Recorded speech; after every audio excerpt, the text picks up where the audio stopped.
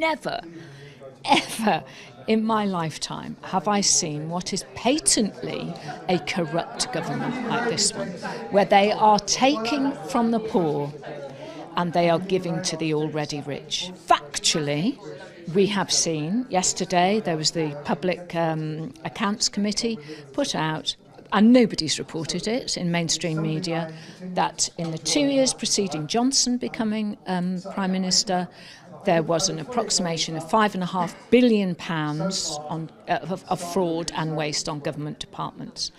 In the following 2 years, when Sunak was Chancellor, that quadrupled to £21 billion of fraud, and it's not being investigated. And this report said, not that mainstream media has reported any of it at all, people wouldn't even know it existed, because they leaked it out on the day Prince Harry was in court, again using the bad news day tactic. I'm Cara Vorderman, I don't have a title. Well, I mean, broadcaster extraordinaire and STEM ambassador, but yes. So what are we doing here today? Why are you here? So Best for Britain is an organisation which has taken a lot of statistical analysis, and today, so there's myself, John Curtis, Professor, Luke Trill, and also Naomi from Best for Britain. And they have put together the most accurate snapshot of today. If there was a general election next month with the new boundaries for constituencies, how would that come out if there was a general election? So who would vote for what, and so on. It's very accurate, but it is not a prediction of what will happen probably next year. And we've seen that Labour currently, huge gains, but it's all up for grabs. Yeah. So fundamentally, one snapshot would say that Labour will win 470 seats and the Conservatives will be reduced down to less than 130. But that's probably not realistic because we have a first past the post system. We don't have any form of PR. So sadly, there's only this country and Belarus within the confines of Europe who uses first past the post. That's not great, really, is it? Anyway, so what the statistics show, and also Luke is here to talk it because he runs an organisation which has a lot of focus groups, and what people are feeling is that it is all up for grabs. It's unlikely to be a Tory government in future, but who knows? They say a week is a long time in politics. We've got a good year yet to go. So, I am here because I want to talk about tactical voting.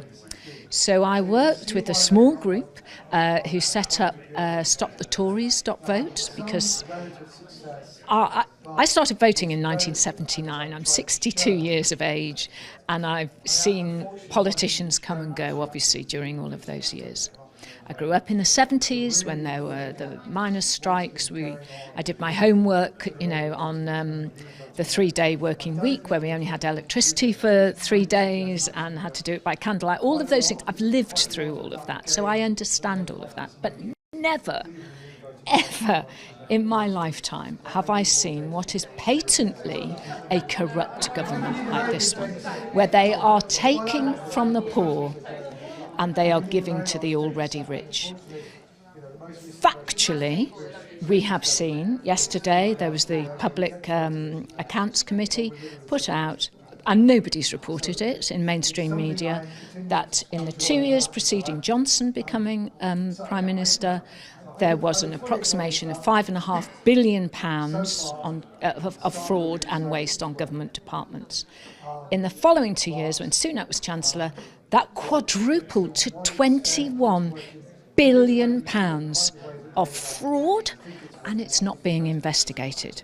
And this report said, not that mainstream media has reported any of it at all, people wouldn't even know it existed, because they leaked it out on the day Prince Harry was in court, again using the bad news day tactic. So they said that the HMRC is a department for concern. They said that of the £7.9 billion that went into COVID testing, £6 billion of that was given to the companies recommended by Tory MPs and ministers and peers. It goes on and on and on, and it's not being reported. I see that because I go digging for it, and then on social media I put it out to my followers. And they see it for what it is. I mean, I could go on for hours about the corruption.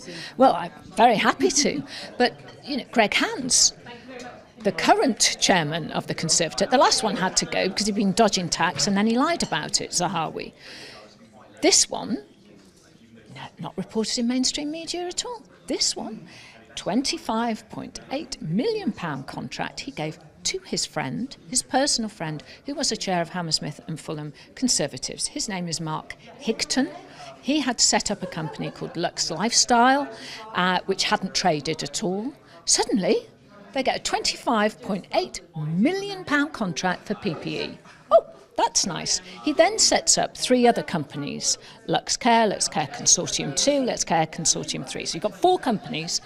Not one of those companies has filed company accounts yet for that period of time, and he is consistently trying to strike off the companies. And HMRC, I believe it's HMRC, I don't know that for a fact, are saying no, we can't, refusal to strike, that's what it's called. And it's all there on Companies House, you can go and see it, everyone else can go and see it. So why isn't Greg Hans asking his mate, what's happened to the money? Where's the money? These are questions that people should be asking. Back in the 70s or 80s, people would have to resign automatically just for the discovery of that. And now we crack on as though nothing's happened. Well, it has happened, and it's affecting people. It's affecting people whose bills are going through the roof, who can bet, for the food banks. We know all about this. And it's disgusting. I've never known anything like it in my lifetime, which makes me become very active.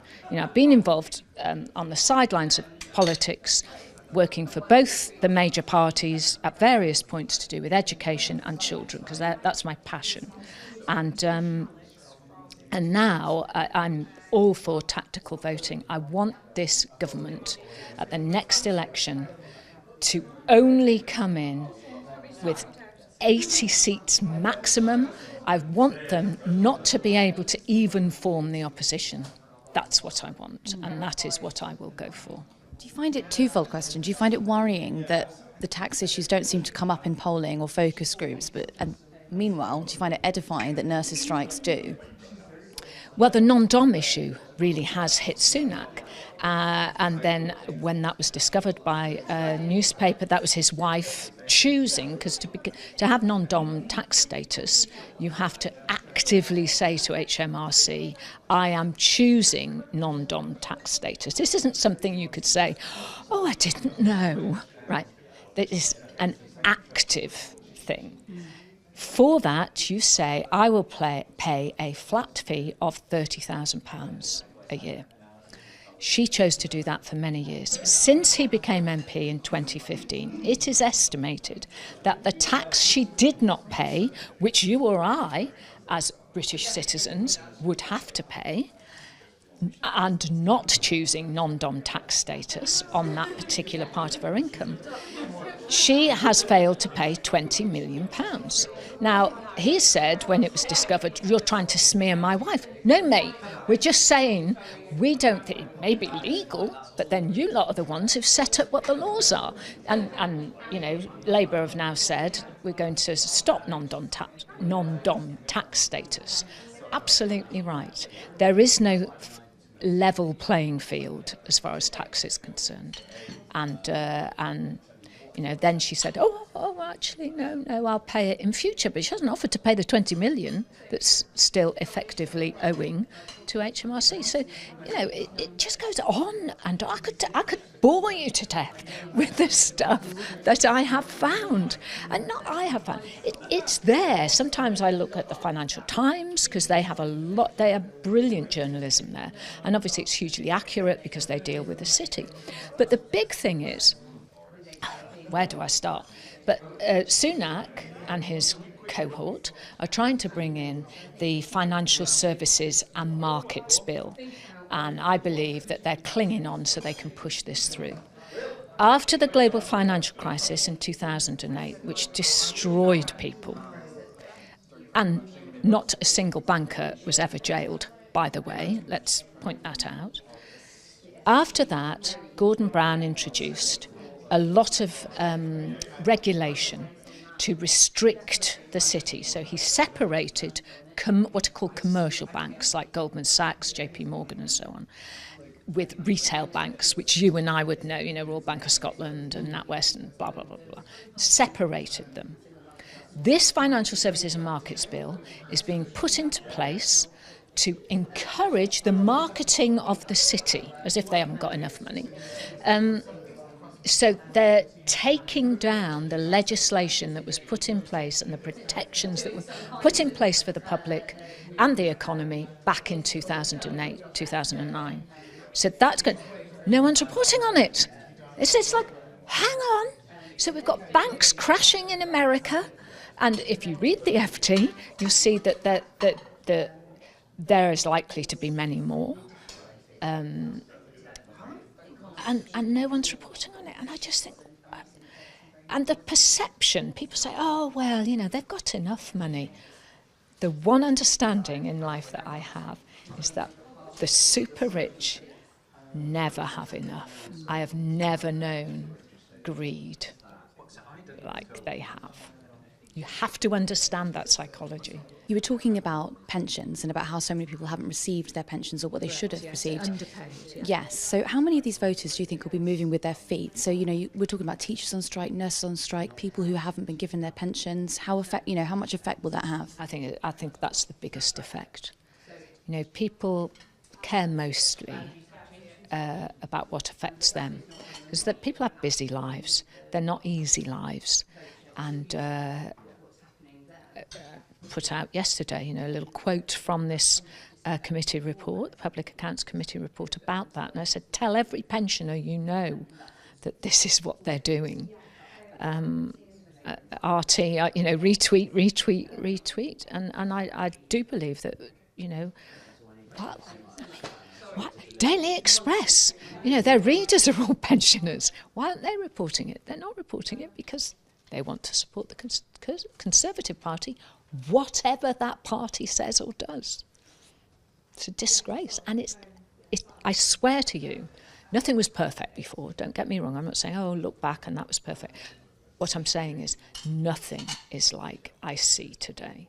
I've never known anything like it.